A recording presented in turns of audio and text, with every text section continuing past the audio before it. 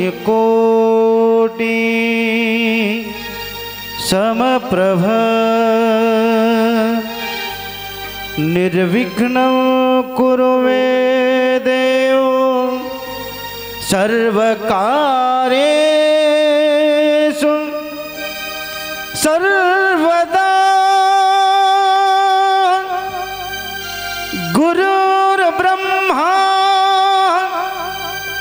गुरुर्विष्णु गुरुर्देवो महेश्वरा गुरु साक्षात् परब्रह्म तस्मै श्री गुरुवे नमः। कर्पूरगौरम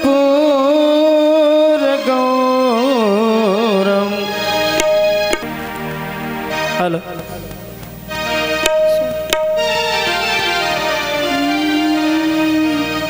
हरि ओम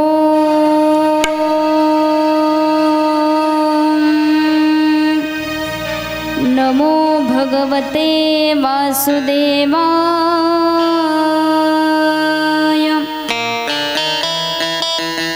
हरि ओम तत्सत्। स्वस्ति श्री गणेशाय नमः। ओम श्री सरस्वते नमः। ओम श्री गुरुभ्यो नमः। इष्टदेवताभ्यो नमः।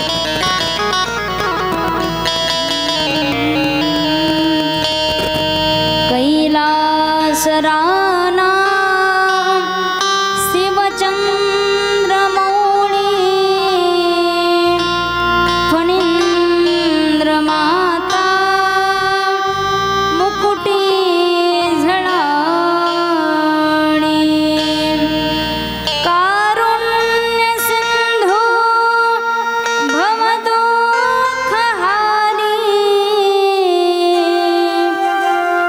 तुझवीन शंभो मज कोण तारी।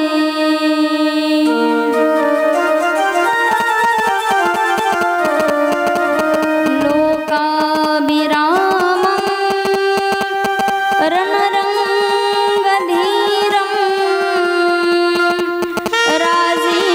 राजीवनेत्रं रघुवंशनाथं कारुण्यरूपं करुणाकरन्तं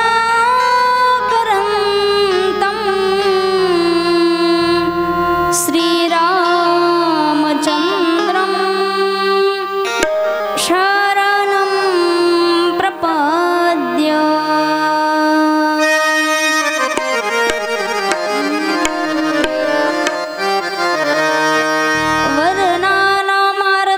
वर्णानामारतसङ्घानां रसानां चन्द्रसामपि मङ्गलानां शकरतत्तारो वन्दे वाणी विनायकम्। भवानी शङ्करं वन्दे श्रद्धा विश्वासरूपिणो याभ्यां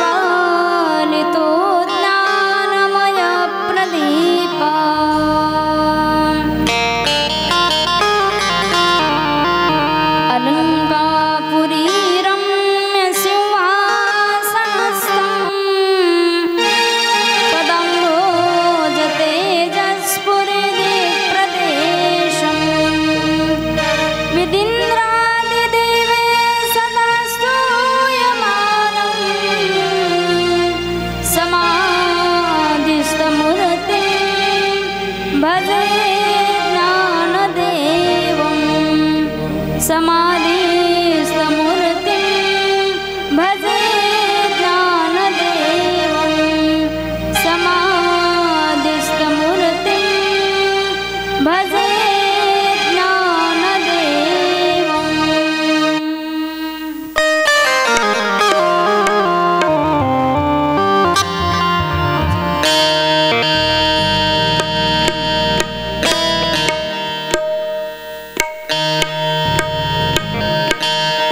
हरि जय जय राम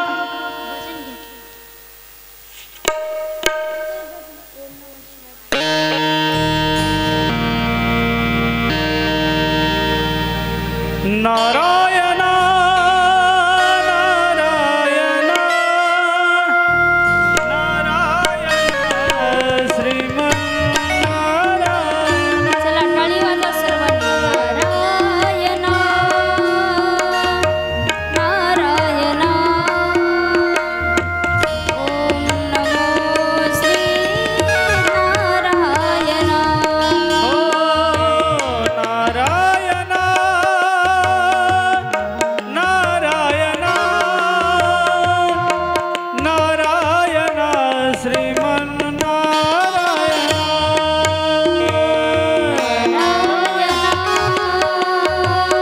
नारायण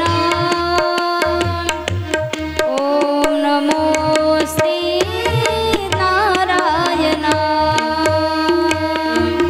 नारायण नारायण नारायण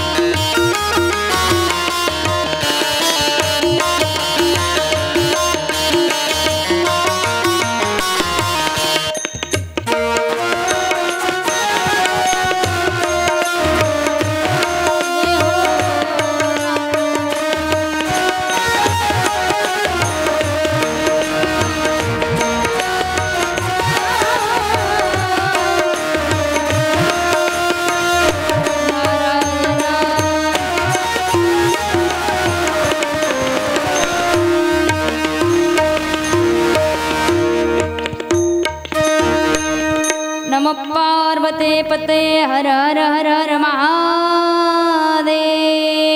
भोलेनाथ शंकर भगवान की, नंदीश्वर भगवान की, शिव महापुराण की, बोलो रे भाई सब संतन की जय।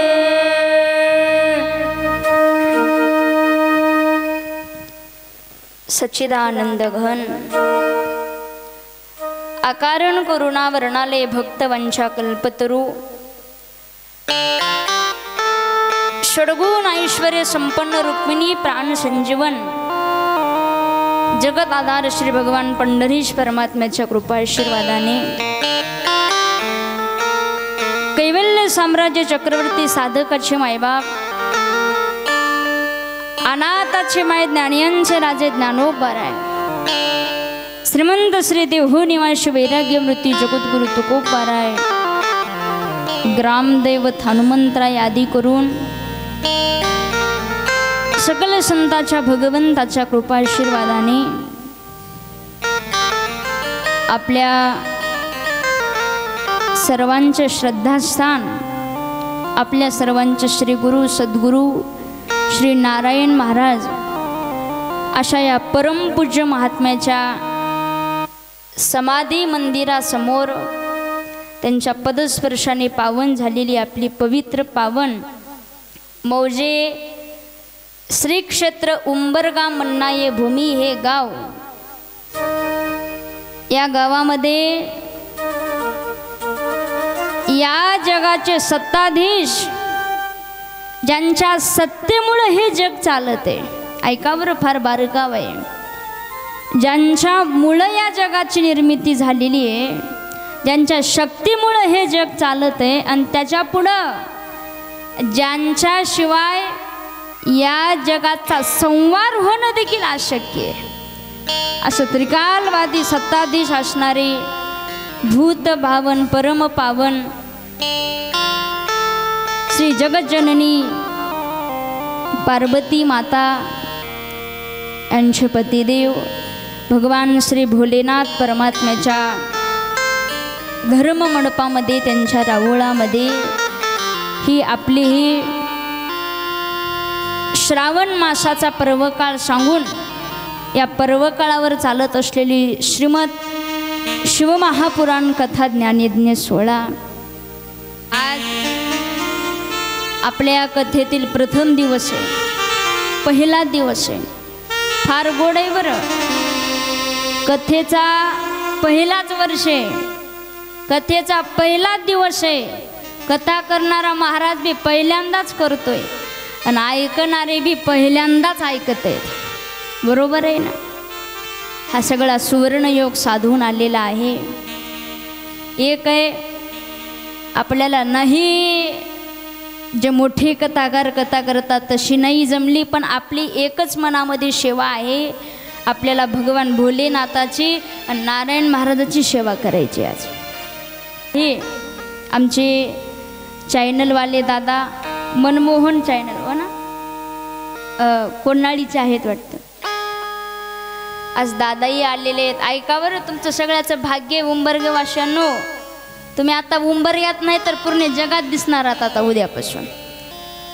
आपल्या उंबरग्या नगरीमध्ये काय चालू आहे, उंबरग्यातले माणसं काय करत आहेत, महाराष्ट्रामध्ये प्रसार करण्याचं काम म्हणजे चॅनलवाल्याचं काम आहे बरं। त्यांच्यासाठी एकदा जोरात टाळ्या वाजल्याच पाहिजे तुम्ही। यूट्यूबवाले म्हणजे वाऱ्यासारखे आहेत बघा, थोडक्यात पटवून घ्या तुम्ही। आपला कार्यक्रम चंदन आहे आणि हे चॅनलवाले हे सगळे माणसं म्हणजे वारा आहेत।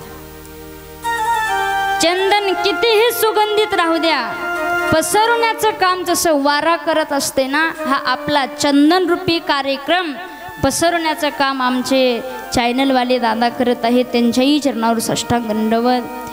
आपल्या गावातील गुणवान भजनी मंडळी असतील, माता मौल्या, पुरुष मायबाप, प्रत्येक भाविक मायबापाला वैयक्तिक नमस्कार करण्यापेक्षा एकदा निळोबाऱ्याच्या भाषेत बोलायचं झालं तर मस्तक हे पायावरी, मस्तक माझे पायावरी,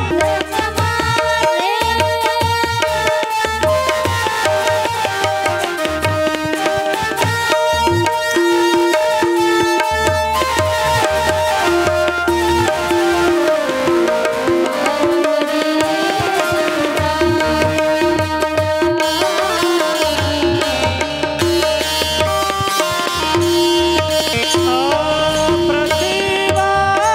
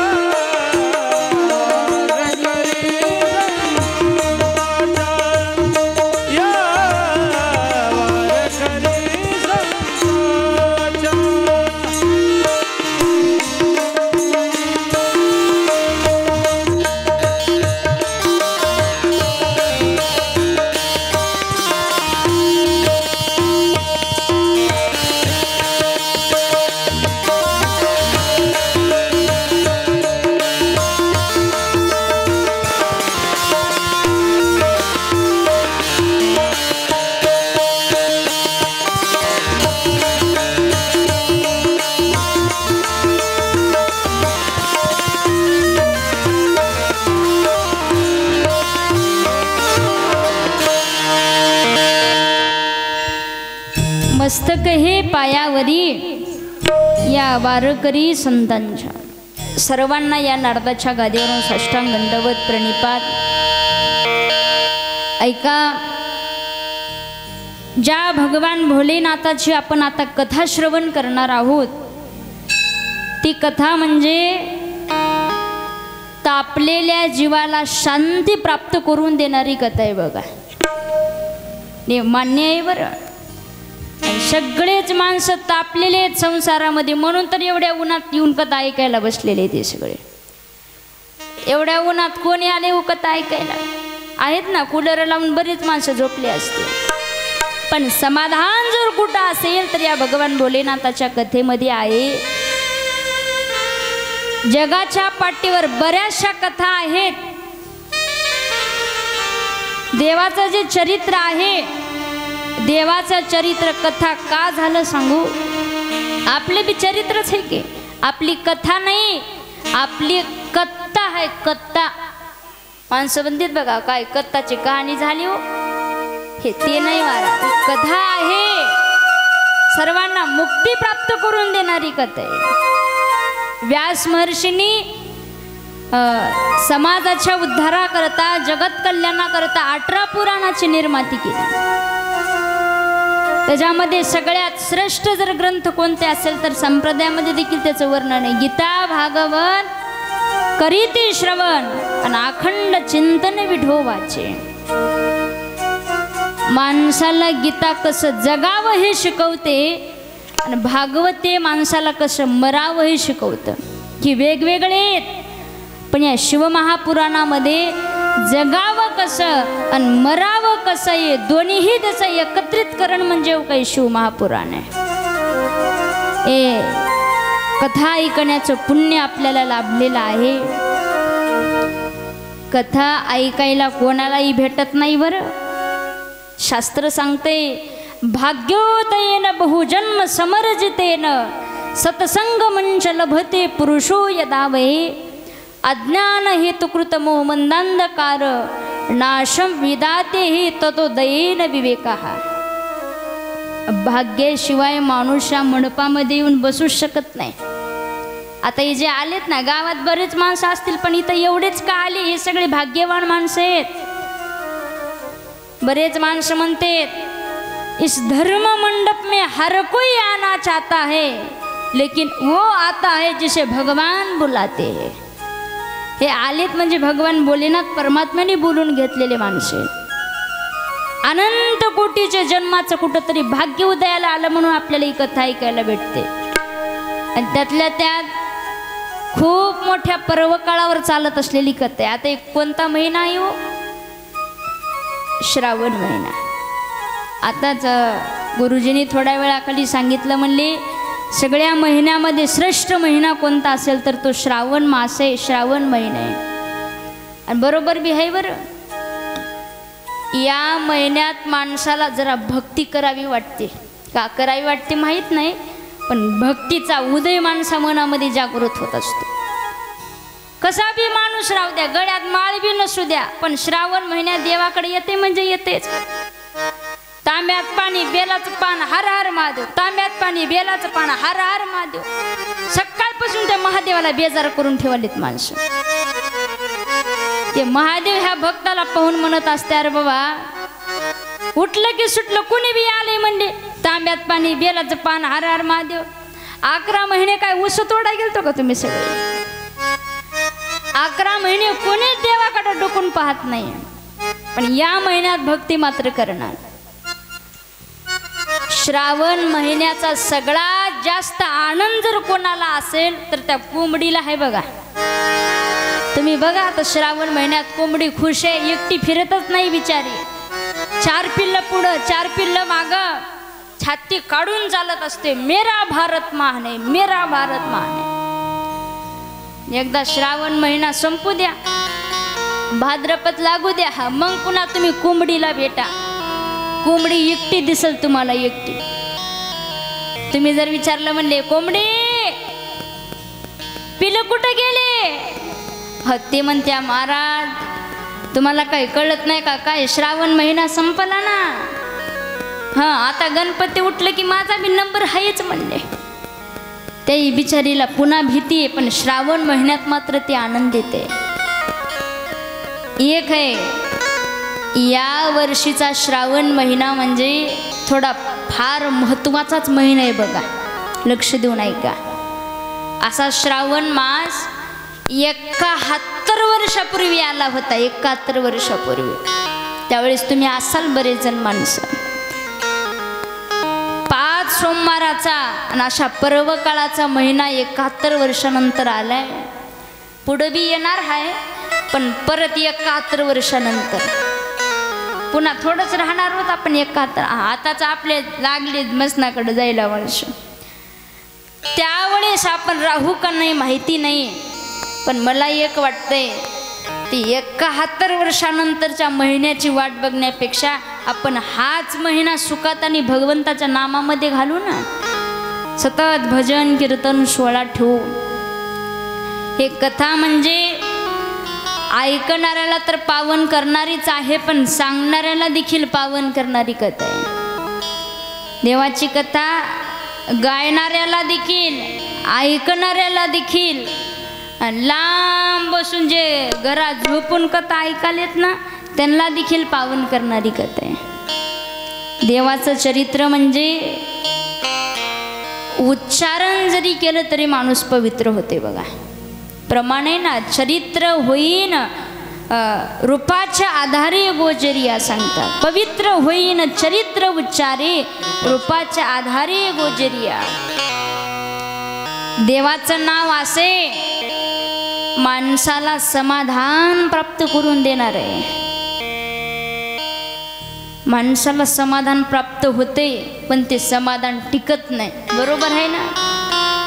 आता इथं कथेत बसला तुम्ही, समाधान वाटले ना, टिकण्यासाठी काय करावं लागते? सदा नाम घोष करू हरी कथांतेने सदा चित्ता समाधान. सदा नामस्मरण केले की सदा समाधान प्राप्त होते. आपण कवा कवा नामस्मरण करता म्हणून कवा बवा आपल्याला समाधान प्राप्त होत असते. सतत भगवंताचं चिंतन करा. देवाचं नाव, देवाचं चरित्र पवित्र करणारे माणसाला. कारण विष्णू सहस्त्रनाम स्तोत्रामध्ये सांगितले देवाचं नाव कसं आहे, देव कसं आहे. अगोदर पवित्रानाम पवित्रम यो मंगलानांच मंगलम. आधी तोच पवित्र आहे आणि त्याचं नाव घेतल्यामुळं आपण देखील पवित्र होत असतो. हे देवाच्या नावाची ताकद आहे. पण या भागवतामध्ये देवाचं, आपलं शिवमहापुराणामध्ये देवाचं देखील आणि संताचं देखील चरित्र आलेलं आहे. संताचं चरित्र देखील मुक्ती प्राप्त करून देणारे, समाधान प्राप्त करून देणारे. एक सांगू, समाधान कुठं हरवलेलं नाही, समाधान आपल्या जवळ आहे. आपल्या जवळ आहे. एका माणसानं डोक्याला चष्मा लावला आणि घरानं फिराले, माझा चष्मा बघितला का, चष्मा बघितला का. चष्मा कुठं आहे हो? डोक्यावरच आहे. तसं देव लांब नाही, देव आपल्या जवळच आहे. तैसा हृदयामध्ये मी रामू, असता सर्व सुखाचा आरामू, की भ्रांतासी कामो विषयावरी. देव समाधान आपल्यापाशी, पण आपलीच वस्तू आपणच हरवून बसलो महाराज. तुझं आहे तुझं पासे आणि परी तू जागा चुकलासी. पण ते चुकलेलीच वस्तू प्राप्त करून देण्याकरताच हे संत महात्मे मुक्त होते. माऊली वर्णन करतात ना, तैसे हरपले आपण पे पावे, परी संता ते पाहता गिवसावे, मनोनी वानावे ऐकावे तेच सदा. संताचं वर्णन करा म्हणले. मुक्त मुक्ता ते निर्धारिता, लाभे आपुलीच मुक्तता, जैसे दिपे दिसे पाहता आपुलीच वस्तू. मुक्त माणसाचं नाव घेतलं की आपण आपोआप मुक्त होतो. आता सद्गुरू नारायण महाराजाचं नाव घेतलं ना, वेगळा परमार्थ करायची गरज नाही. साधूचं जरी नाव घेतलं तरी आपण मुक्त होतो. कारण संताच्या नावामध्ये किती ताकद आहे. तुका म्हणे पापे आणि जाती संताची आजपे. पुण्यवान होण्यासाठी काय करावं? पुण्यवंत व्हावे, घेता सज्जनाची नावे, घेता सज्जन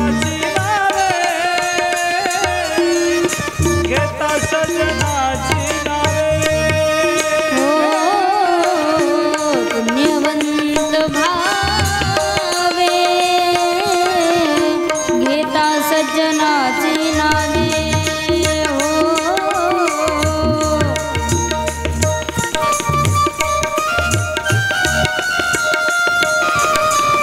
घेता सज्जनाची नावे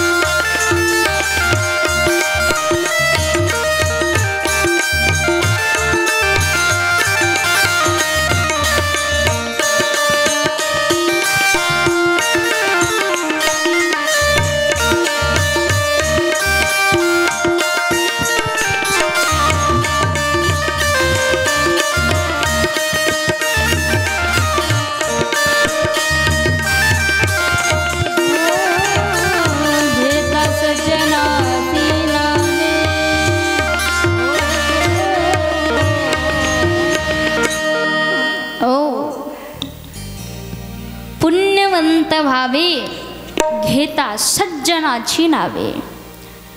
नारायण महाराजासारख्या सज्जन माणसाची नावं घेतली आपण आपोआप पुण्यवान होत असतो. महात्म्याचं संताचं देवाचं चरित्र वर्णन करणारा हा ग्रंथ आहे बघा. ऐका, शिवमहापुराण ग्रंथ कसा निर्माण झाला म्हणाल तर सगळ्यात अगोदर हा ग्रंथ भगवान शंकराने गायलेला आहे बरं. तिथून उत्पत्ती आहे. भगवान भोलेनाथ म्हणजे आदिनाथ आहे, त्यांच्यापासूनच या जगाची निर्मिती आहे सगळी.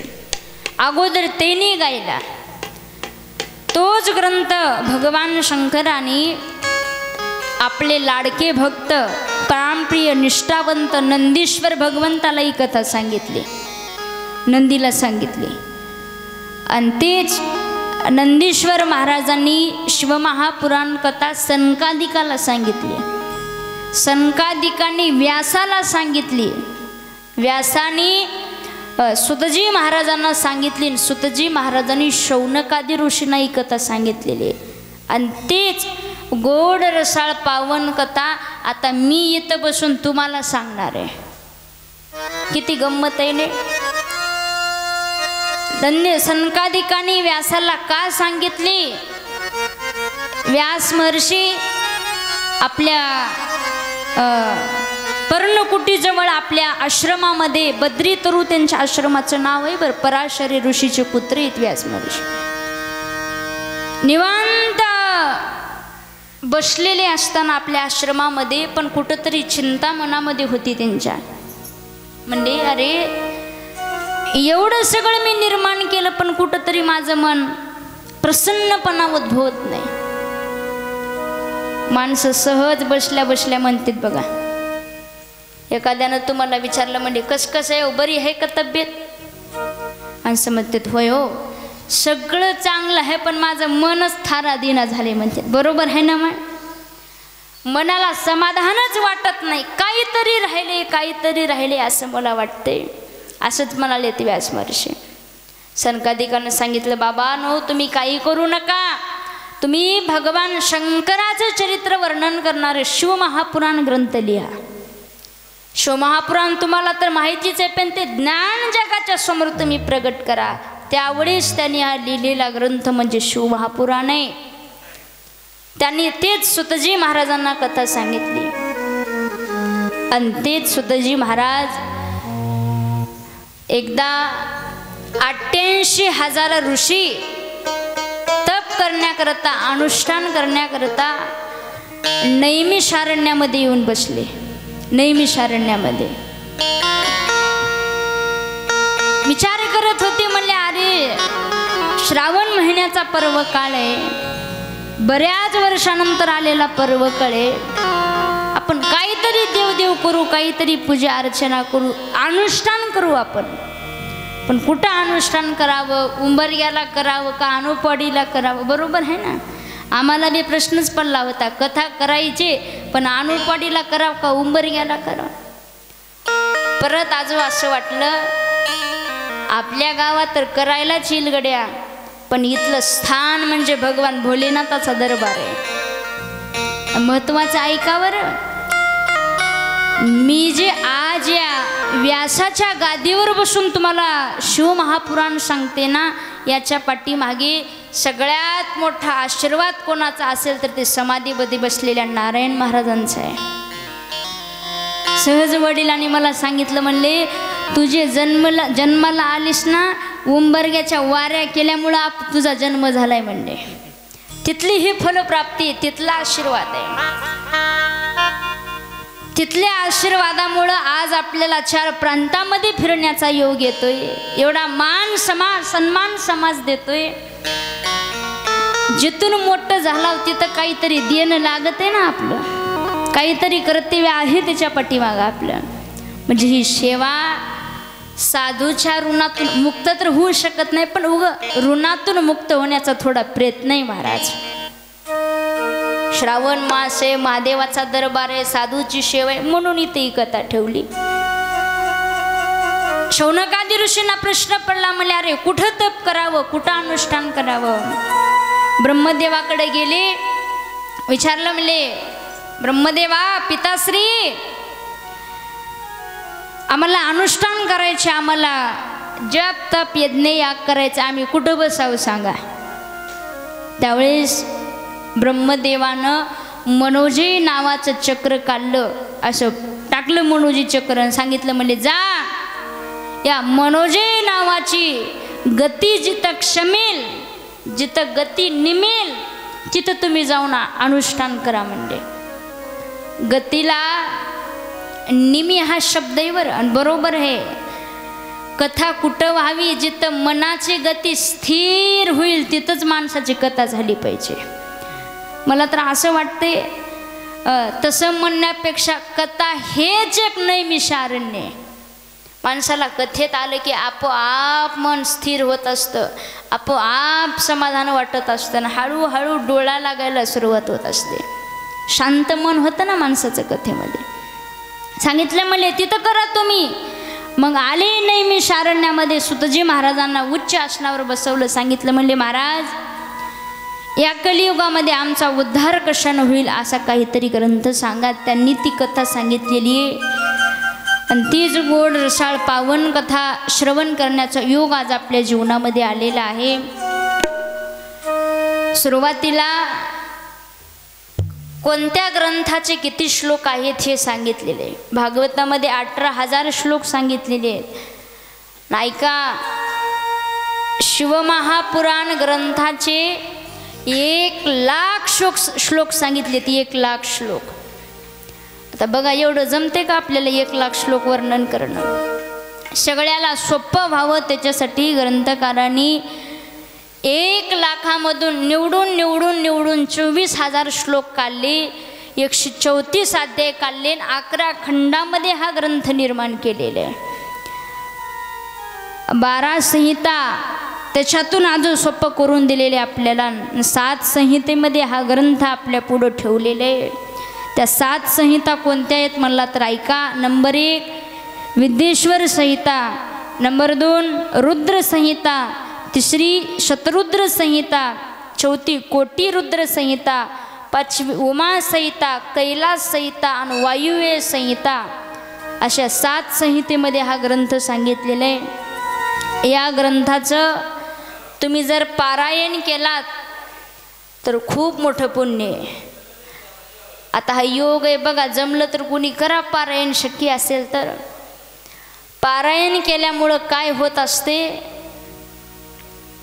बरेच माणसं असं म्हणतात, साधू संत असं म्हणतात, लोकांच्या मनामध्ये प्रश्न आहे. म्हणले महाराज पारायण म्हणजे किती दिवस पारायण करावं? म्हणले माझं एकच सांगणं आहे, तोपर्यंत पारायण करा जोपर्यंत माणूस नारायण होत नाही तोपर्यंत तुम्ही पारायण करीत जा. एकदा नारायण झाले की पुन्हा पारायणाची गरज नाही आपल्याला. आपल्याला 7 दिवसामध्ये त्याचं वर्णन पारायणही आपल्याला करायचे आहे. ही कथा श्रवण केल्यानंतर काय फलश्रुती प्राप्त होते.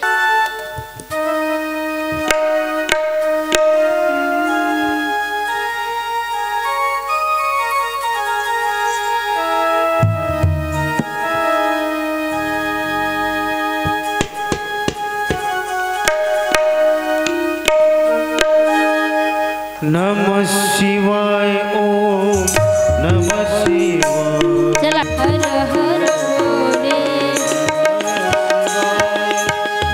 नमः शिवाय ओम नमः शिवाय.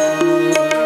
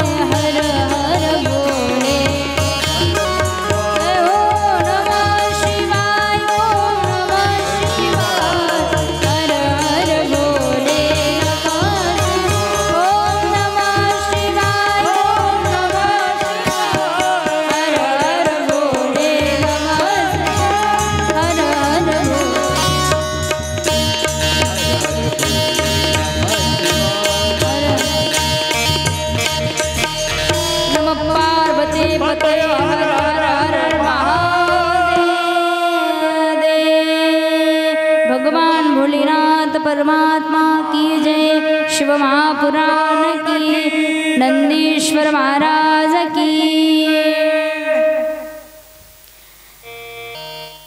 भगवान भोलेनाथ परमात्म्याच्या शिव महापुराणाचं पारायण केल्यानंतर माणसाला मुक्ती प्राप्त होत असते. हे जे 4 मुक्ती सांगितलेले आहेत ना, सलोकता, समीपता, स्वरूपता, सायुज्यता, या 4ही मुक्ती आपल्या पदरामध्ये पडत असतात. जे जीवनामध्ये जे जे जे जे काही आपल्या हातातून कळत नकळत जे पाप घडलेले आहेत, त्या सगळ्या पापाची निवृत्ती होत असते. बघा, मला असं वाटते पारायण करायला तर आपल्याला वेळ भेटणारच नाही. बरोबर आहे ना? माणसं सहज म्हणतात मराय पुरसूद नाही म्हणले आम्हाला. आता मरायला कुठं पुरसूद लागत असते होय? पुरसूद काढून कुठं मरण येत असते का? पण एक बोल हे माणसाचा, जेवायला टाइम नाही म्हणले आम्हाला आणि आम्ही पारायण कधी करावं? मला माहिती आहे सगळे संसारिक माणसं आहेत, संसाराची पाठी तुमच्या पाठीवर आहे. पण मला एक सांगायचे, पारायण होत नसेल तर काळजी करू नका. 7 दिवस येऊन कथेत बसा. 7 दिवस पारायण केल्याचं पुण्य तुमच्या पदरामध्ये पडत असते. तुम्ही आलात, आता तुम्हाला महती कळाली ना, रोज आलं पाहिजे. एकटे आलात, उद्या आता दुसऱ्या मित्राला घेऊन या सोबत, आपल्या शेजाऱ्या पाजाऱ्याला घेऊन या सगळेजण.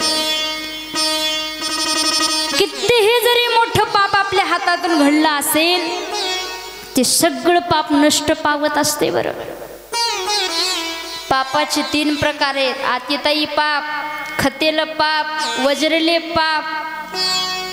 आतिताई पाप म्हणजे सांगू, त्याचं भागवतात वर्णन आले बरं. झोपीतल्या माणसाला मारून टाकणं,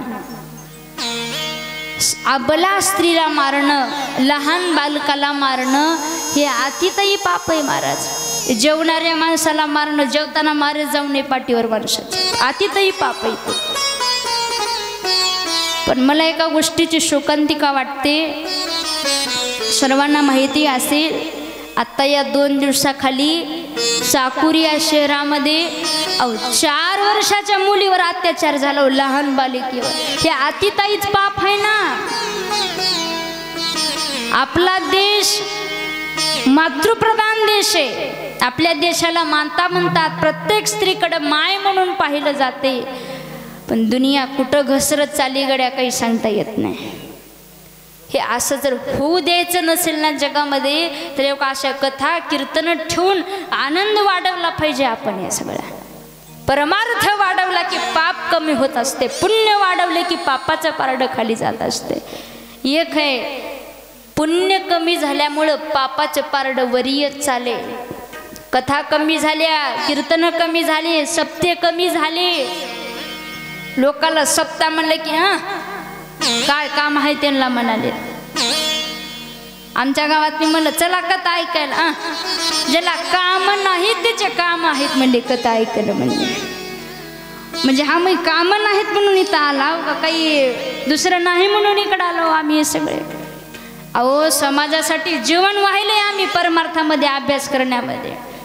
आमच्या विठ्ठल गुरुजींनी तर अख्खा आयुष्याचा अभ्यासामध्ये घातलाय. अजून बी अभ्यास चालूच आहे त्यांचा.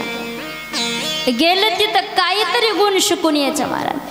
हे काहीतरी ह्याच्या मागचा उद्देश आहे ना, तुमचा समाजाचा उद्धार व्हावा, 4 गोष्टी तुम्हाला ज्ञानाच्या भेटाव्या. पण माणसाला हे कमी वाटाले, भजन कीर्तन म्हणजे जी किंमत राहिली नाही माणसाला, म्हणून हे पाप घडत आहेत. भर रस्त्यावर आपल्या मुली कापल्या जात आहेत, आपली मुलगी देखील सुरक्षित नाही महाराज. आज मी एका माऊलीच्या मुखातून ऐकलं सकाळी.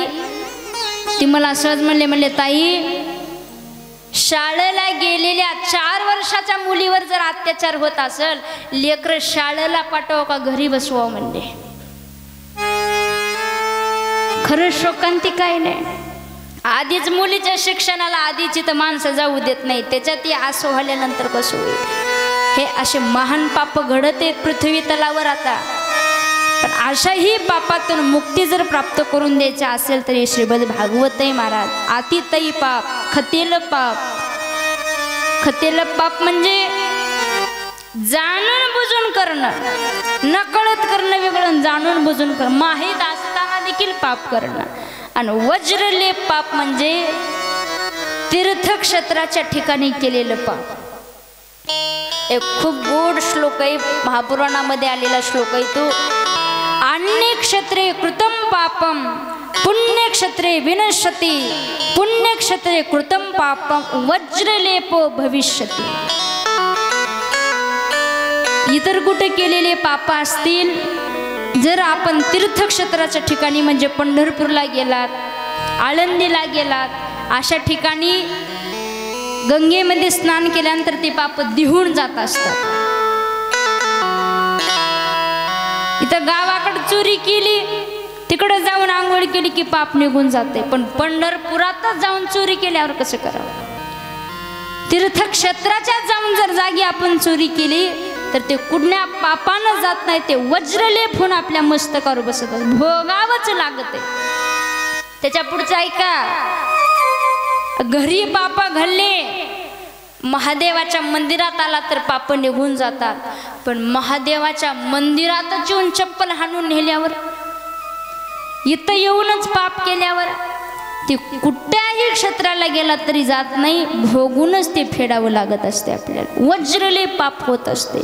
पण हे सगळे पाप जाण्याची ताकद कोण्या ग्रंथामध्ये असेल तर या शिवमहापुराणामध्ये 4 पुरुषार्थ आपल्याला भेटतात. नाथ महाराजांचं प्रमाण आहे, भगवान भोलेनाथाला पाहिलं तरी 4 पुरुषार्थ आपल्याला भेटत असतात. धर्म अर्थ काम मोक्ष आणि शिवा देखता प्रत्यक्ष. भोलेनाथाला जरी पाहिलं तरी हे सगळे 4 मुक्ती आपल्याला भेटत असतात. जगाच्या पाठीवर महादेव एक असा देव आहे, महादेवाला काय म्हणते तो? भोळा आहे म्हणते. बरोबर बी, हे तुमचं काही खोटं नाही बरं. साधू संत देखील म्हणतात कसं आहेत महादेव? शिव भोळा चक्रवर्ती.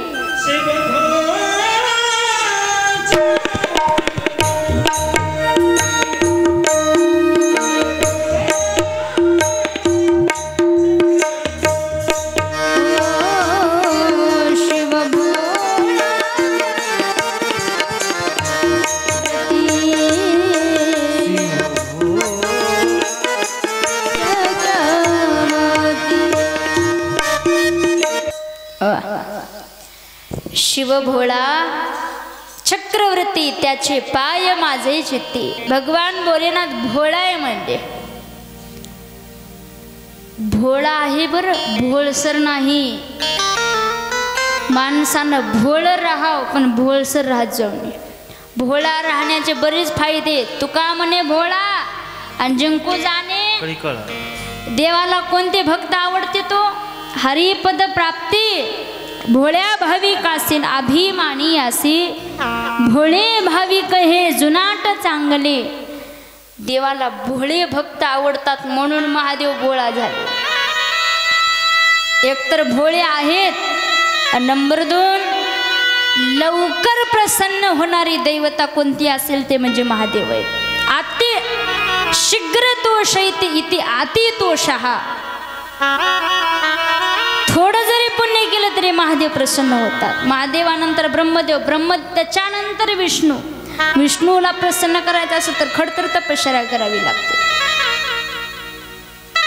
माणसं असं म्हणतात भक्ताला प्रसन्न होते त्याला देव म्हणतात, आणि राक्षसाला देखील प्रसन्न होत असतो त्याला महादेव म्हणत असतात. अहो ती कोण्या का उद्देशानं भक्ती करेना, पण त्याचे भक्ती पाहिले की महादेव बोललेत म्हणायचं आणि त्याला प्रसन्न झालेत म्हणायचं. भाव देखील पाहत ना, ऐका नवल याची ठेव नेने का हे भक्ती भाव. सर्वांना माहितीचे महादेवाचा भक्त भस्मासूर, त्याचं अगोदरचं नाव बकासूर आहे बरं, शिवपुराणात आले. बकासूर भस्म झाल्यानंतर भस्मासूर पडलं त्याचं नाव. तपश्चर्या केली देवाची, देव प्रसन्न झाले. त्याच्याकडे एकच काम होतं, रोज देवाला चिताभस्मी आणून द्यायची. महादेवाला चिताभस्म खूप आवडतं, खूप. आणि का आवडतं सांगू? ते विष प्राशन केल्यामुळं देवाच्या अंगामध्ये दाह होत असतो ना, ते चिताभस्मी लावलं की थंड वाटतंय मन. बरं मला बी माहिती नाही, तुम्हाला बघायचं असलं तर आणून देऊ का तुम्हाला? म्हणतात थंड वाटत असते म्हणून. ते भस्म आणून देण्याचं काम भस्मासुराकडे होतं, रोज आणून द्यायचा. महादेव प्रसन्न झाले. एका दिवशी बसल्या बसल्या भस्मासूर म्हणाला, देवा भस्म आणणं लय अवघड झाले हो म्हणला. आता पहिलं बरं होतं म्हणला, कोरोनाच्या काळात माणसं गप गप पटपट पटपट माणसं मेली. एका गावात 4-4 मडे होते म्हणला, दुसऱ्या गावाला जायची गरजच नव्हती म्हणला. त्यावेळेस भरपूर भस्म भेटलं, ताजं भस्म भेटलं. पण ते काय की कोरोनावर लस आल्या म्हण, औषध निघालेत, गोळ्या निघालेत, आता भस्म आणणं अवघड झाले म्हणले. कधी कधी जिल्हा ओलांडून जावं लागतं तरी भस्म भेटत नाही, अवघड झाले म्हणले. महादेव म्हणले काय म्हणणे? काय नाही म्हणले, ज्याच्या डोक्यावर हात ठेवाल ते माणूस जाग्यावर भस्म झालं पाहिजे, असा आशीर्वाद द्या म्हणले मला. हे आपला भोळा बाबा, त्यानं मनातलं काहीच पाहिलं नाही, दिला आशीर्वाद, तथास्तु. आशीर्वाद दिले की डोक्यावर हात ठेवलं की माणूस भस्म, हात ठेवलं की भस्म. आनंद झाला ना ह्याला. आणून द्यायचा भस्म. महादेव देखील अतिप्रसन्न झाले. बरेच दिवस गेले. काय भस्मासुराच्या मनात आले की भस्मासूर कोण्याही माणसाच्या डोक्यावर हात ठेवीना झाला. एखादा चांगला भजन्या बघायचा की त्याच्या डोक्यावर हात ठेवायचा. एखादा चांगला वादक बघायचा की त्याच्या डोक्यावर हात ठेवायचा. माळकरी, टाळकरी, वारकरी आधीच तर भजने भेटना झाले आणि ह्यानं सगळ्या भजण्याचा कुप्पाच उटीला. पंचकृषीत एक भजन्या जीवन ठेवलं नाही यानं. ब्राह्मण बघितला की त्याच्या डोक्यावर हात.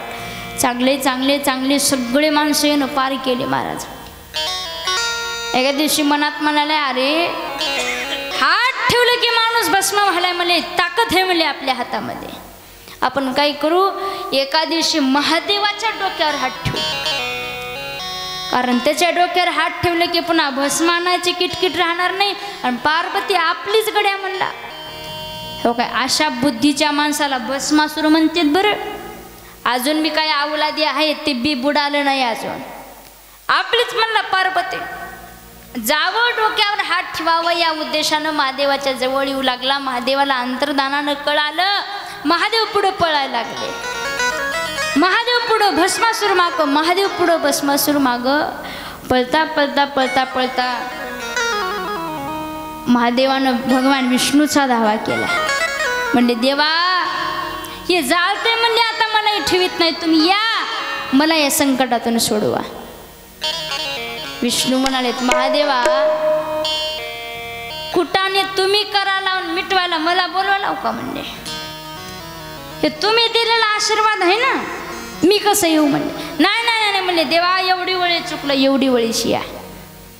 आले महाराज. विष्णू परमात्म्यानं सुंदरपैकी स्त्रीचं रूप, मोहिनीचं रूप धारण केलं. भस्मासुरानं ते रूप पाहिलं आणि भाळून गेला त्या रूपावर. कसे आपले देव अगोदरच एवढे सुंदर आहे. देव किती सुंदर आहे तो.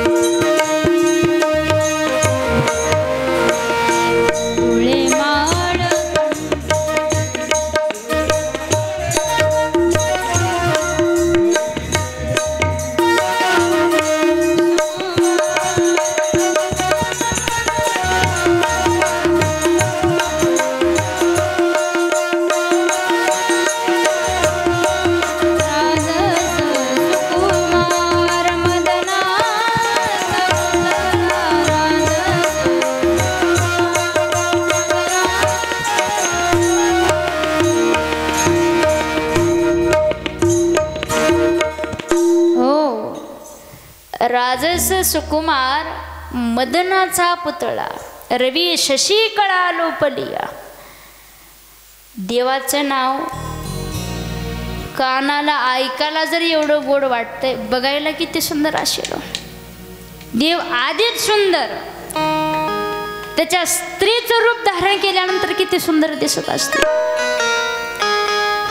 महादेव पुढे गेल्यानंतर त्या वाटेमध्ये भगवान मोहिनीचं रूप धारण केलं विष्णू परमात्म्याने.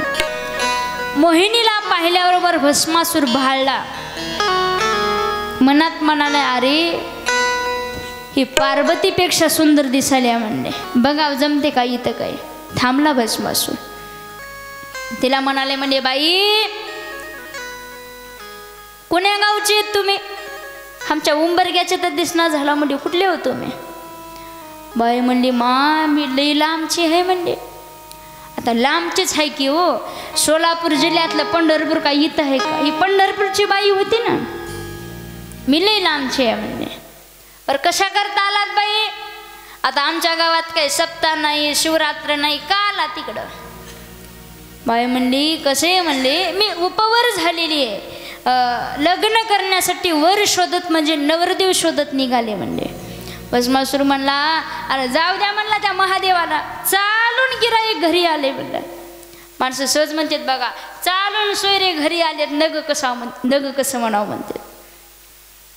बघावं म्हणले हिलाच काहीतरी.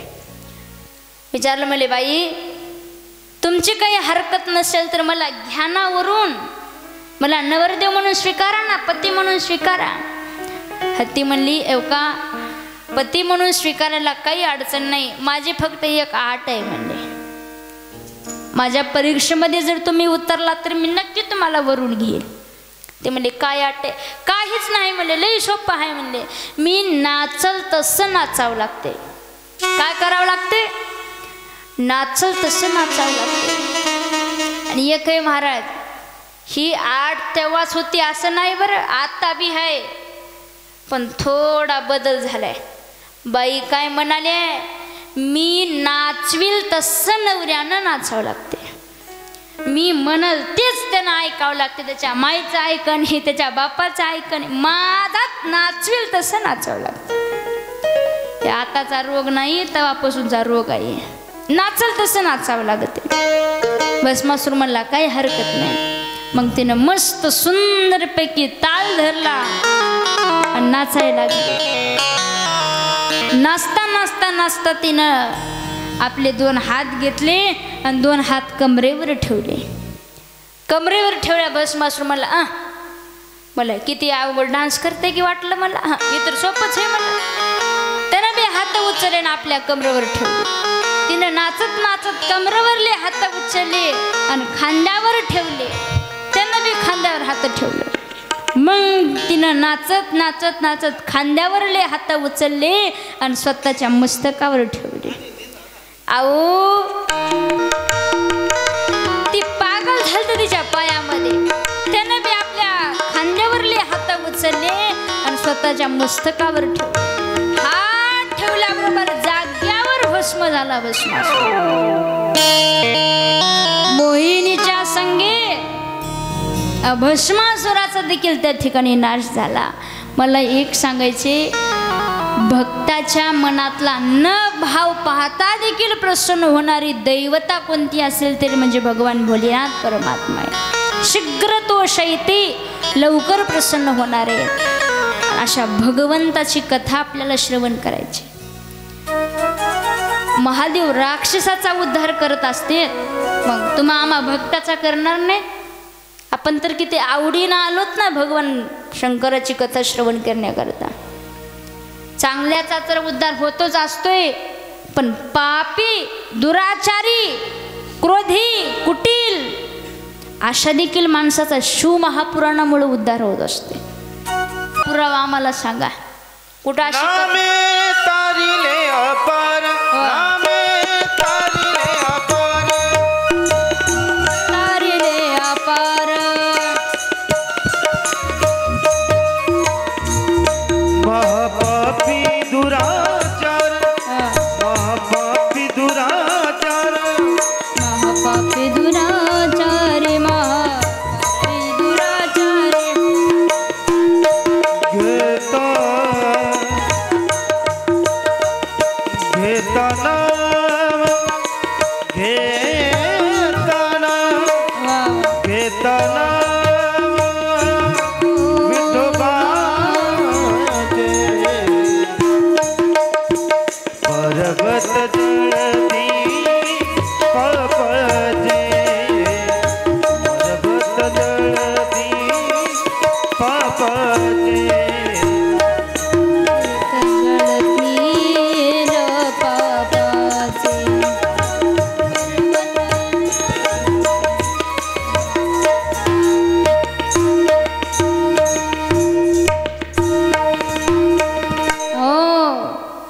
नामे तारिले अपार घेता नाम विठोबाचे पर्वत जळतील पापाचे. किती पापी राहू देऊ वाल्या कोडी महाहत्यारी नामी तारीला निर्धारी. वाल्या कोळ्याचा वाल्मिक ऋषी या नामामुळे होत असतोय. त्यानंतर ते आपण तरणार नाही का, आपण मी निश्चितच तरू, पण तेवढं ध्यान देऊन मन लावून ऐकावं लागते कथा, तेव्हा जमत असते. नाहीतर आलं कुणी लगेच तिकडं बघितल्यावर नंतर माणसाचा उद्धार होत नसते. बरं लक्ष देऊन एकाग्र चित्तानं कथा श्रवण केली पाहिजे आपण. तुम्ही म्हणाल महाराज असं कुठं घडलंय का पापी माणसाचा देखील उद्धार झालाय? महाराज म्हणले हो ऐका, शिवमहापुराणाच्या महात्म्यामध्ये आलेली कथा आहे. खूप पापी माणूस होता, त्याचा देखील उद्धार झालाय. एक देवराज नावाचा एक ब्राह्मण होता. देवराज ब्राह्मण चांगला होता माणूस, पण माणूस बिघडला. कशामुळे बिघडला? संगतीमुळे माणूस बिघडला. संगतीनं माणूस सुधरतही पण आणि संगतीनं बिघडतही पण माणसाचं. माणसं म्हणतात बघा, वाण नाही तर नाही गुण तर लागला म्हणते. संगतीनं बिघडत असतोय माणूस. अहो तो भिल्लाच्या संगतीमध्ये गेला आणि संगत बिघडली, त्याचे आचरण बिघडलं. महाराज एक आहे लेकरं चांगली निघण्याकरता, लेकरं चांगली जन्माला येण्याकरता देखील मायबापाचं पुण्य लागत असते. उगही कुणाच्या पोटी संत साधू संत जन्माला येत नाही. जेते हरीचे दास जन्म घेते, पण त्याच्या अगोदर लई पुण्य करावं लागत आहे. शास्त्रकार सांगतात बघा, सुशेलो मातृपुण्येन पितृपुण्येन चातुर्यता दातृत्व वंशपुण्येन आत्मपुण्येन सवागता. शिलवान सुशील लेकरू जन्माला येण्यासाठी माईचं पुण्य लागत आहे. ऐका बरं मावल्यांनो, विद्वान लेकरू जन्माला येण्याकरता, हुशार लेकरू जन्माला येण्याकरता बापाचं पुण्य लागत आहे. आणि त्याच्या पुढचं दातृत्व वंश पुण्येनं, उदार लेकरू जन्माला येण्याकरता वंशाचं पुण्य लागत असते. असं सहज म्हणतात बघा, काय माणूस उदार आहे हो म्हणले, सप्त्याला पट्टी, गणपतीला पट्टी, हो का शिवमहापुराणाला पट्टी. इथं जे माणसं पट्टी देणार आहेत ना, मायबापाचं पुण्य लागत आहे मागं, तेव्हाची घडत असते. दातृत्व वंश पुण्येनं आत्मपुण्येन सभाग्यतः, आत्मपुण्या निर्भर माणूस जन्माला येत असतोय. त्याच्या उलटा एक श्लोक आहे बरं, ऐका. दुशिलो मातृदोषेन पितृदोषेन चातुर्यता कार्पण्य वंश दोषेन आत्मदोषेन दारिद्र्यता. दुशील म्हणजे दुर्जन लेकरू जन्माला आलं, समजावं मायचं पुण्य कुठंतरी कमी पडले. माय कुठंतरी कथा ऐकायला यायचं, घरी झोपून राहिली म्हणून लेकरू दुर्जन जन्माला आलं म्हणजे. पितृदोषेन मूर्खता. माणसं म्हणतात बघा, दुर्जन तर हाय व पण मूर्ख तर एवढं आहे म्हणले, त्याचं त्याला तर कळच ना, पण दुसऱ्यानं सांगितल्याला देखील कळना म्हणले. असे काही लेकरं इथं मायबापाचे संस्कार लगेच दाखवून देतात. एक पोरग सोयऱ्याच्या बुटात पाणी भरला, बुटात सोयरे घरात बसले होते, बुटात पाणी भरायले. माणसं सद म्हणते कोणाचा आहे हो, कोणाचा आहे हो, बाप कोण आहे हो त्याचा म्हणतात ना. हे बापाचं दोष असल्यामुळे तसं ते लेकरू वागत असते. इतके काही हुशार लेकर आहेत बघा. आम्ही आळंदीला गेलो होतो मागं वारीमध्ये. मस्त इंद्राणीच्या कडेवर बसलं असताना एक लेकरू दप्तर पाठीवर घेऊन अडकत आलं. माझ्या समोर बसले, डब्बा उगले, जेवण सुरू केले. जीव लागलं ते समोर बसून माझ्याकडे बघून. मला वाटलं जाऊ द्या, लहान आहे जेवत असेल. ती जेवत जेवत मला म्हणाल, घ्यायची का तुम्हाला, खावा तुम्ही बी.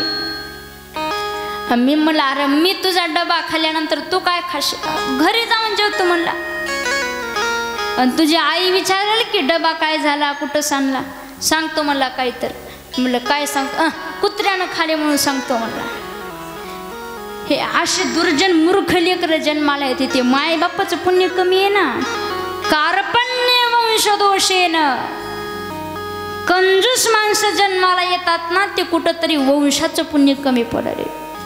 लई कंजूस हो. इरी टायमाला देवाला कुठं पट्टी द्यायची नाही, सप्त्याची पट्टी लावली त्याच्यातली बी अर्धीच पट्टी द्यायचं, याला म्हणतात कंजूस. हे वंशाचं पुण्य कमी पडल्यामुळे जन्माला येतात. आत्मदोषीनं हे गरीब माणसं हे स्वतःच्या दोषानं जन्माला येत असतात. कुठंतरी त्या ब्राह्मणाचं पुण्य कमी पडलं, वाईट माणसाच्या संगतीत गेला आणि तो बिघडला. दुष्ट तो दुर्जन दुरीच धरावा, दुष्ट तो दुर्जन दुरीच धरावा.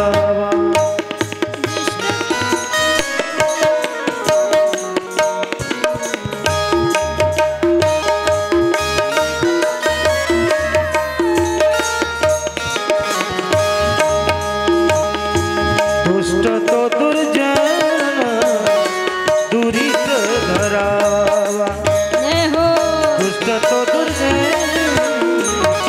दुरीच धरावा.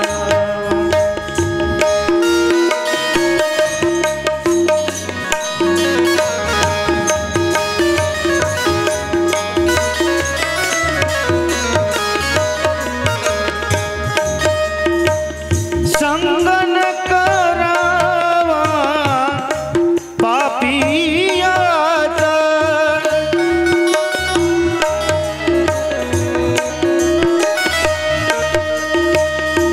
संगन करावा पापियाचा.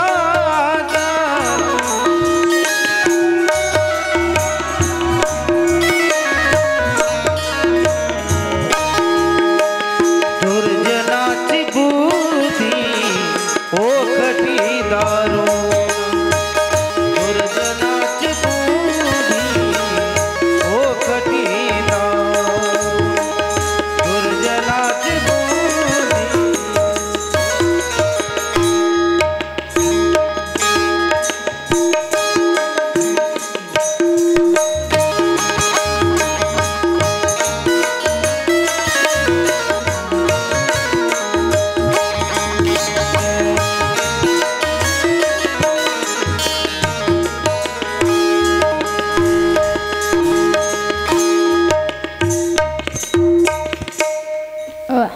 दुष्ट तो दुर्जन दुरीच धरावा, हा संग न करावा पापियाचा. वा दुर्जनाची बुद्धी ओखटी दारून आपण मरून दुजया मारी.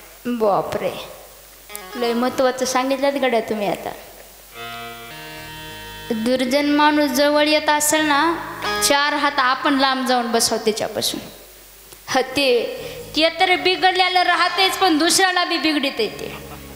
हे असंही बरं, दुर्जन माणसाचा संग कामाचा नाही महाराज. कितीही जरी विद्वान माणूस असला आणि दुर्जनाच्या संगतीत गेला तर नाशच आहे. ढेकणाच्या संगे हिरा जो भंगला, कुसंगी नाडला साधू जैसा. काय गोड समर्पक उदाहरण आहे. हिरा इतकं ते बलशक्तिवान असते, ताकदवान असते. त्याला जर घन घातलात तुम्ही, एक तर त्या घनात तर शिरते, नाही तर आयरणी तर शिरते, एवढं ताकदवान. आणि ते जर ढेकणाच्या संगतीत गेलं, ढेकून माहितीच आहे ना सगळ्यांना, अहो आपोआप जाग्यावर दुभंग पावत असते ते. तसंच आहे कुसंगी नाडाला साधू तैसा. बरेच चांगले माणसं संगतीनं बिघडलेत. लोक म्हणतात पहिलं चांगलं होतं, पण त्याच्या संगतीला लागल्यापासून बिघडले म्हणले. संगत करत असताना माणसानं चांगल्याची करत जावं.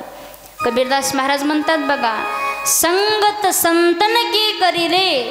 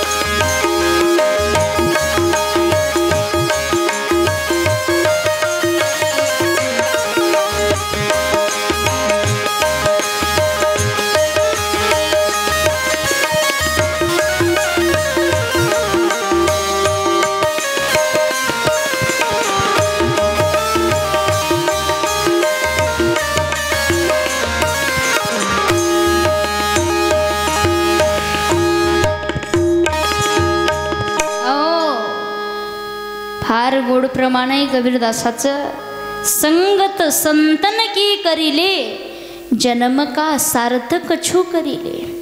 बाबांनो, संगत धरायची झाल तर साधूची संगत धरा. म्हणजे प्रत्येक संताचं म्हणणं आहे की हो, संत समागमी धरावी आवडी, साधूचे संगती तरुणोपाय. प्रत्येक संतानं सांगितलेलं आहे. अहो, संताच्या संगतीनं सोडा, त्यांच्या चरणाची धूळ जरी लागली तरी ते किती मोठं पुण्य प्राप्त करू. संत चरण रज लागता सहजन, वासनेचे बीज जळून जाय. संताच्या शरण रजाची मातीची ताकद सांगते, ऐका. नामदेवराय गावानं निमंत्रण देत फिरू लागले. चला वारकरी वाढायचे, पंढरपूरला जाऊन आलोय, चला जेवायला, चला जेवायला. देव माग माग माग माग येऊ लागले. नामदेवराय म्हणले, देवा कशाला माग गेला? म्हणजे सोबत चला ना माझ्या, इकडे या उजव्या बाजूला, आपण इकडून जाऊ. नाही नाही म्हणले, नामा तुझ्या माग आल्यानं ती चरण रस तुझ्या पायाचे धूळ मी सेवन करतो म्हणले.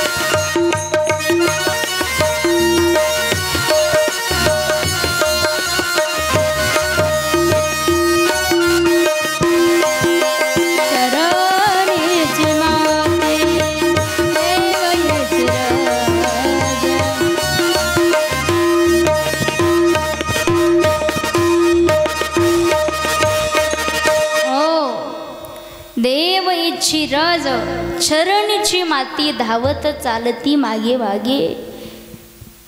साधूच्या चरण धुळीमध्ये देखील खूप मोठं सामर्थ्य. एक पटण्यासाठी तुम्हाला दृष्टांत सांगून जाते.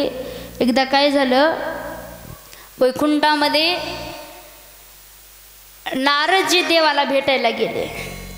मग देवा बरं आहे का, पाऊस पाणी बरं आहे का, असंच म्हणले असतील का? आपण सत सोयरा भेटले की कसं आलंय मग सोयाबीन, काय फळबिळ लागले का नाही, हे आपलं भाषांतर आहे. पण नारदाचं देवाचं सांगाले बरं मी, देवा बरी आहे का तब्येत? देव म्हणत, नारदा काय झालं की रे? म्हणजे माझं डोकं दुखाले म्हणले. नारद म्हणजे मग गोळी घ्यायचं होतं, वाढून पाटीला जाऊन आणायचं होतं मेडिकलवर जाऊन. मी आपलं सांगाले बरं, त्यांचं नाही. नाही म्हणले, माझं डोकं कुण्या गोडीनं कमी होत नाही. याला एकच पर्याय, मला संताच्या पायाखाली माती मला आणून दे म्हणले. ती जर माती मस्तकाला लावली तर आपोआप माझं दाह कमी होईल, डोकं कमी होईल माझं. आता नारद बी संतच होते. नारदाला वाटलं आपल्या पायाखाली माती द्यावं, पण दुसऱ्या क्षणाला वाटलं माझ्या पायाखाली माती जर देवाच्या मस्तकाला लावली, किती मोठ्या नरकात जावं लागल म्हणजे.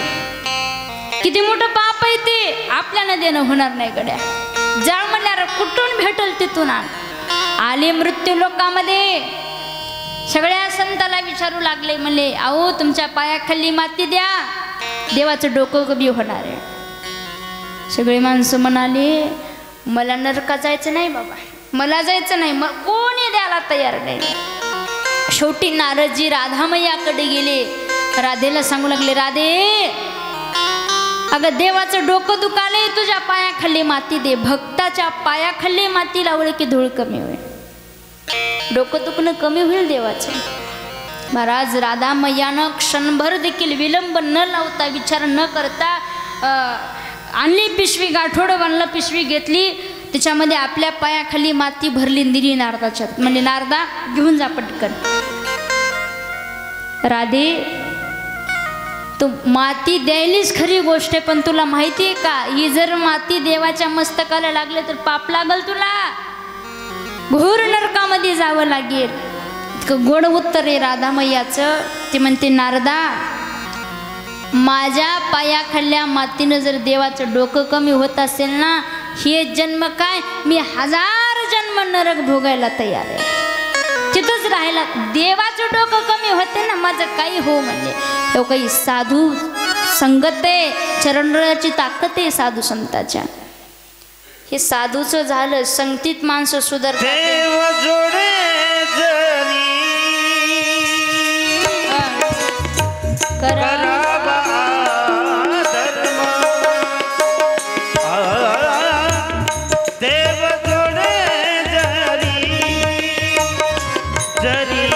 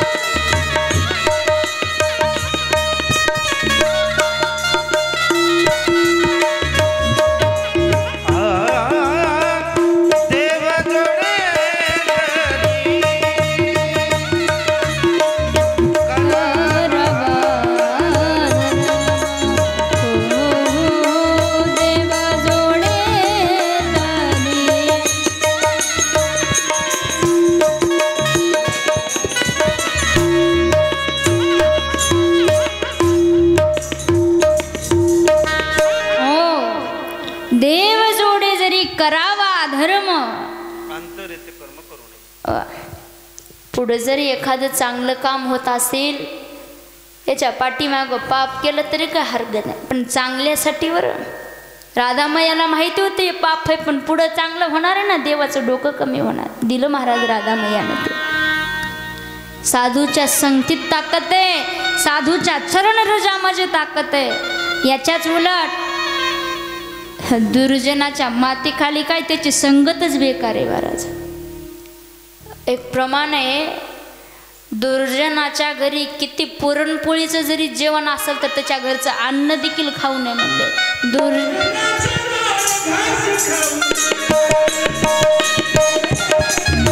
दुर्जनाचा गोड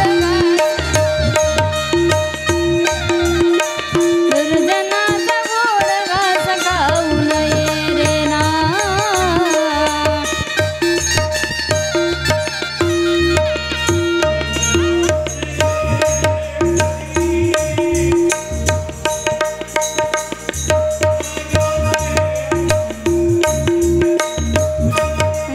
घरी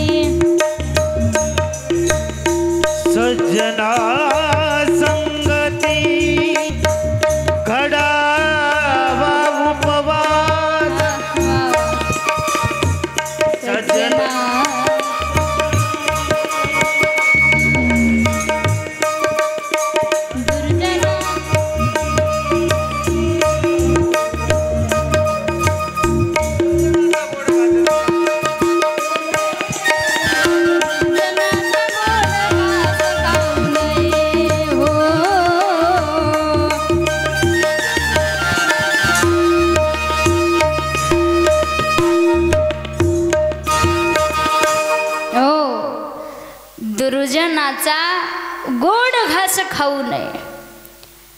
देवानं दुर्योधनाच्या घरी 56 प्रकारचे भोग होते, पण ते भोग त्यागले. उद्धवाला सांगितलं, उद्धवजी चलो विदुरा घर जावे. मला साधूच्या घरी उपवास घालला तरी चालेल म्हणजे, पाणी पिऊन दिवस काढू, पण दुर्जनाच्या घरचं अन्न खायचं नाही. ते अन्न देखील माणसामध्ये परिवर्तन करत असते. अन्न करते, संगत करते, त्याचं सोबत राहणं, तेच झालं महाराज देवराज ब्राह्मणाला. भिल्लाच्या संगतीत राहू लागला, वागू नये तसं वागू लागला, खाऊ नये ते खाऊ लागला, पिऊ नये ते भ्रष्ट झाला थोडक्यामध्ये. बरेच दिवस असे गेल्यानंतर म्हणजे मला याच्यातून एक सांगायचे, संगत किती महत्त्वाची आहे. माणूस संगतीला कोणाच्या राहावं. कथेला बसताना देखील चांगल्या माणसाच्या बाजूला बसावं बरं. कथेला बसले की शेजारीनं आपल्याला विचारणी आज काय भाजी केलतीस म्हणून, काय करणारीस हे विचारायचं. आशाच्या संगतीला बसत जाऊ नये महाराज. बाया कथेला बसते, साधा गुडघ्याचा बी धक्का लागला तर तुला कळ नका म्हणून लगे भांडायला सुरुवात करत असते. अशाच्या संगतीला, वाऱ्याला देखील बसू नये महाराज. चांगल्याची संगत. देवराज ब्राह्मणाला ते जीवनामध्ये घडलं नाही. अर्ध आयुष्य पाप कर्म करण्यामध्ये निघून गेलं. म्हातारपण आलं. म्हातारपण आल्यानंतर देवराज ब्राह्मणाला वाटू लागला, अरे अरे अरे अरे अरे मी उगाचच पाप केलं म्हणले. ब्राह्मण कुळामध्ये जन्माला येऊन करू नये ते कृत्य माझ्या हातातून घडलेत म्हणले. ने बरोबर हे बरं. एका विशिष्ट वयानंतर माणसाला केलेल्या पापाचा पश्चाताप होत असतोय.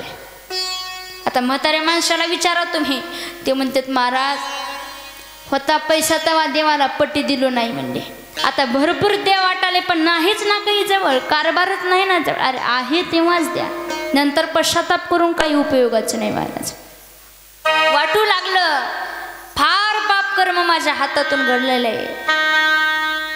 त्याने काय केलं, एका शिवालयामध्ये महादेवाच्या मंदिरामध्ये जाऊन मस्त तिथं बसून भजन कीर्तन पूजा अर्चना ऐकू लागला कानानं. येत तर काही नव्हतं त्याला. मंदिरामध्ये गेल्यानंतर तिथलं भजन, ओम नमः शिवाय नमः शिवाय नमः शिवाय, ते भजन कानावर पडलं. मनाला कुठंतरी आंतरिक समाधान बसू लागलं त्याला. समाधान प्राप्त झाल्यानंतर रोज तिथं मंदिराच्या कडेला बसायचा आणि मधी मंदिराकडे पाहायचा. देवाच्या मंदिराकडे का बघत होता? देवाचं दर्शन म्हणून नाही बरं, कोणी प्रसाद घेऊन येते का म्हणून, कोणी काही येईल, कोणी काहीतरी दान धर्म करेल का म्हणून सारखं तिकडं बघायचं. मंदिराकडे सारखं बघायचं. ते सतत सतत सतत तिकडं बघितल्यामुळं वारंवार देवाच्या मूर्तीचं दर्शन देखील होऊ लागलं त्याला. कानावर मंत्र, डोळ्यानं दर्शन आणि मनामध्ये सारखं ध्यास लागला होता ना भगवान भोलेनाथाचा. वयाच्या उतार वयामध्ये त्याचा परमार्थ घडला. शेवटी फार जर्जर शरीर झाल्यानंतर त्याला ताप आला महाराज. ताप